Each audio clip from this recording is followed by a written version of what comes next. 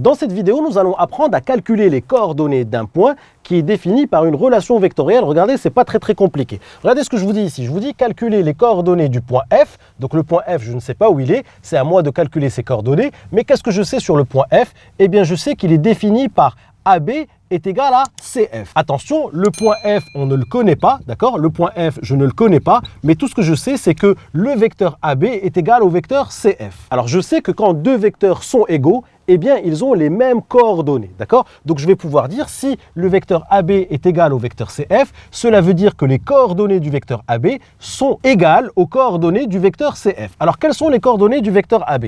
Eh bien, nous avons appris à les calculer, rappelez-vous. On a dit que c'était ici XB moins XA, d'accord? Et puis ici, YB moins YA. Alors, je vais dire que ces coordonnées-là sont égales, tout simplement ici, boum, aux coordonnées de CF. Donc ici, je vais avoir XF que je ne connais pas, d'accord? Ici, je vais avoir YF que je ne connais pas. Et puis, je vais écrire ici XF moins XC et YF moins YC. Deux vecteurs sont égaux si et seulement si leurs coordonnées sont égales. Donc, voici les coordonnées du vecteur AB et voici les coordonnées du vecteur CF. Alors, maintenant, c'est très simple. Je vais pouvoir calculer ici XB moins XA, d'accord? XB, XA. Donc ici, j'ai 7 moins 5, d'accord? YB moins YA, YB moins YA. Donc ici, j'aurai moins 4, moins 2, moins 2. Et ici, j'ai XF moins XC, YF moins YC. Mais rappelez-vous, je ne connais pas les coordonnées du point F, c'est ce que je suis en train de chercher. Donc ici, je vais tout simplement écrire XF moins XC. XC ici, c'est moins 2, d'accord? Ici, c'est moins 2. Et puis ici, YF moins YC. YC ici, c'est 3. Alors là, c'est très simple. Regardez, 7 moins 5 va me donner 2. Moins 4 moins 2 va me donner moins 4 plus 2 qui va me donner moins 2. Et puis ici, je vais donc obtenir XF moins 2 qui me donne XF plus 2. Et puis ici, YF moins 3. Donc, je vais pouvoir dire que XF plus 2 est égal à 2. C'est ce que j'écris ici. Donc, XF plus 2 est égal à 2. Et puis, je vais résoudre cette petite équation très simplement. Je vais donc enlever moins 2 ici et moins 2 ici. Et je vais tout simplement obtenir XF égale 0. Et je vais pouvoir dire aussi que YF moins 3 est égal à moins 2. C'est ce que j'écris ici. YF moins 3 est égal à moins 2. Et je vais résoudre cette petite équation très simplement. Je vais donc ajouter plus 3 ici et plus 3 ici. Et j'obtiens ici YF moins 3 plus 3 va me donner YF. Et puis ici, moins 2 plus 3 va me donner 1. Donc, je vais pouvoir dire que les coordonnées du point F, eh bien, c'est tout simplement 0, 1, puisque XF est égal à 0, c'est l'abscisse du point F. Et YF est égal à 1, c'est l'ordonnée du point 1. Alors maintenant, ce que je vous propose de faire, c'est de placer le point F et vérifier que AB est bien égal à CF. Alors, le point F, on me dit que son abscisse, c'est 0 et l'ordonnée, c'est 1. Donc, où se trouve ce point F? Eh bien, son abscisse, c'est 0, son ordonnée, c'est 1. Donc, le point F se trouverait ici. Et où se trouve le vecteur CF? Eh bien, le vecteur CF a pour origine C et pour extrémité F. Donc le point C se trouve ici, le point F, je viens de le placer ici, donc le vecteur CF, eh bien, il serait comme ceci. Donc voici le vecteur CF. Alors maintenant, je vais vérifier, est-ce que le vecteur CF est bien égal au vecteur AB?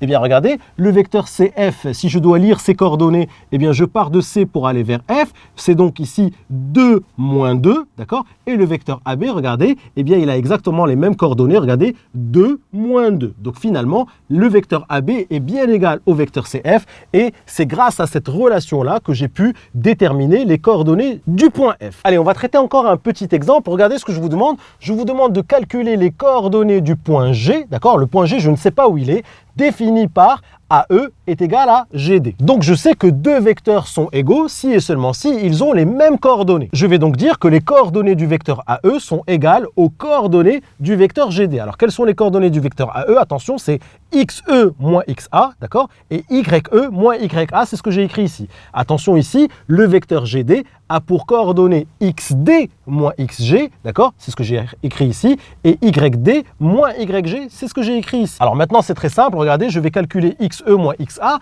XE, c'est 6, boum. XA, c'est 5, donc 6 moins 5. Et YE, c'est 1. Et YA, ici, attention, c'est moins 2. Donc c'est 1 moins 2. Et ici, XD et YD, eh bien XD, regardez ici, XD, c'est 2. Donc XD, c'est 2 moins XG. Et YD ici, c'est 4.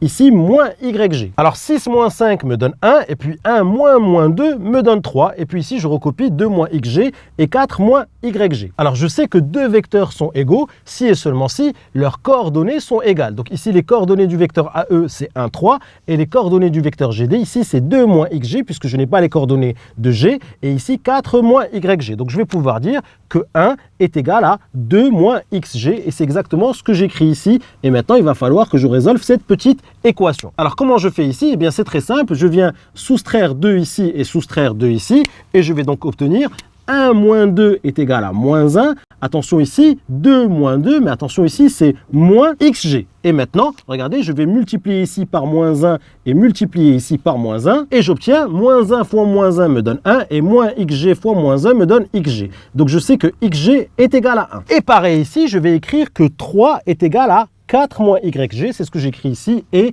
3 est égal à 4 moins YG. Je vais donc devoir résoudre cette petite équation. Et qu'est-ce que je fais? Eh bien, j'enlève 4 ici et j'enlève 4 ici. 3 moins 4 va me donner moins 1. Et ici, 4 moins 4, ça va disparaître. Et je vais avoir ici moins YG. Et en multipliant à droite et à gauche par moins 1 fois moins 1 me donne 1.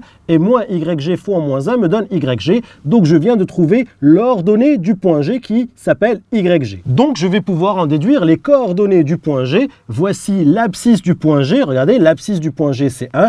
Et l'ordonnée du point G, eh bien, c'est aussi 1. Alors maintenant, ce que nous allons faire, c'est que nous allons placer ce point G pour vérifier est-ce que le vecteur AE est bien égal au vecteur GD. Alors ici, le point G a pour abscisse 1 et pour ordonnée 1. Où se trouve ce point G? Eh bien, c'est facile, je me mets sur l'origine du repère. Hop, 1, 1, c'est-à-dire que le point G se trouve ici, d'accord? Alors maintenant, je vais vérifier est-ce que le vecteur GD est bien égal au vecteur AE. Alors, où se trouve le vecteur GD? Voici le point G, voici le point D. Donc, le vecteur GD se trouverait ici, d'accord? Le vecteur GD, c'est celui-là. Où se trouve le vecteur AE? Regardez, le vecteur AE, c'est celui-ci. Alors, est-ce que ces deux vecteurs sont égaux? Eh bien, évidemment, on voit qu'ils sont égaux. Pourquoi? Parce que pour aller du point G vers le point D, eh bien, je me déplace de 1 unité vers la droite et de 3 unités vers le haut.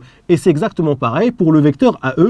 Je me déplace de 1 unité vers la droite et de 3 unités vers le haut. Donc ces deux vecteurs-là, eh bien, ils ont les mêmes coordonnées, c'est-à-dire 1, 3 et ici 1, 3. Vous savez maintenant calculer les coordonnées d'un point qui est défini par une relation vectorielle, l'égalité entre deux vecteurs. Je sais que deux vecteurs sont égaux si et seulement si leurs coordonnées sont égales. Et puis ensuite, il suffit de résoudre des petites équations. Voilà, c'est terminé pour cette vidéo. Si tu as aimé cette vidéo, n'oublie pas de t'abonner à ma chaîne en cliquant sur le bouton en bas. Tu seras averti à chaque fois que je vais poster une nouvelle vidéo.